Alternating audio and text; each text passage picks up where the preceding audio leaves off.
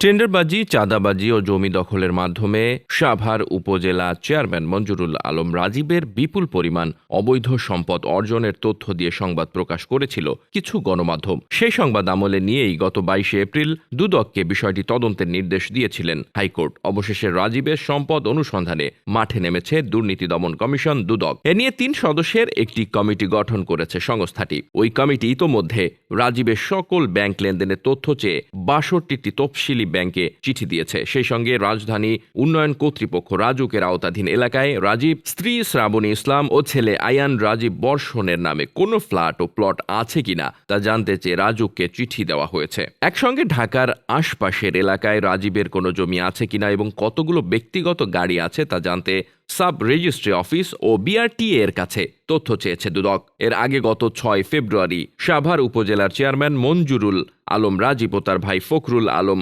সমরের অবৈধভাবে 2000 কোটি টাকা সম্পদ অর্জনের তথ্য দিয়ে রাজীবের হাতে আলাদিনের চেরাগ শিরোনামে তথ্য প্রকাশ করে বার্তাবাজার। ওই সংবাদের কপি সংযুক্ত করে উচ্চ আদালতে একটি রিট আবেদন করেন সাভারের জনৈক সংক্ষুব্ধ ব্যক্তি। পরে রিটের প্রাথমিক শুনানি নিয়ে গত 22 এপ্রিল দুর্নীতি দমন কমিশন দুদককে স্বেচ্ছাধীন তদন্তের নির্দেশ দেন হাইকোর্ট। এমনকি দ্রুত সময়ের মধ্যে তদন্ত করে ব্যবস্থা নেওয়ার আদেশ দেন আদালত। অতঃপর আদেশের কপি হাতে পেয়ে চলতি মাসের 8 তারিখে রাজীবের অবৈধ সম্পদের খোঁজে মাঠে নামে দুদক।